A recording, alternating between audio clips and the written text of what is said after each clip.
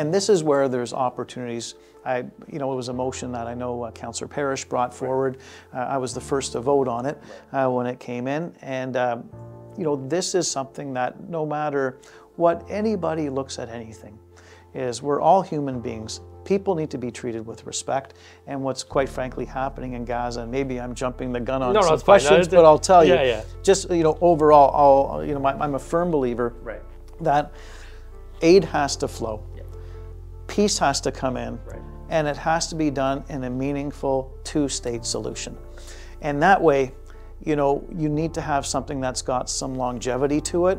And ceasefires are one thing. It's important. You don't want to see bloodshed.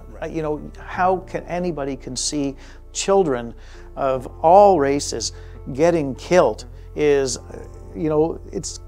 It goes against the fiber of who we are as human beings. And so that's what I look at. And so that's why I'm a firm believer that, is Mississauga going to solve all the world's problems? We're not.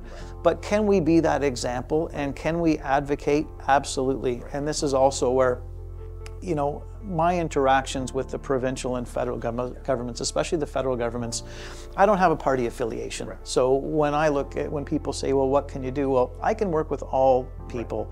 And that's the job as mayor bringing forward, is somebody that's going to work with everybody. You check the partisanship at the door, and you just go in and say, you know what, we've got problems.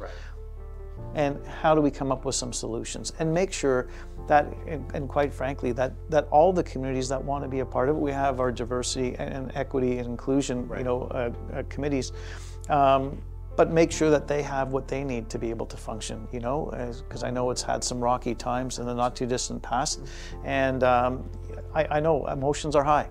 And rightfully so. When everybody sees what's happening right now, it's gut-wrenching.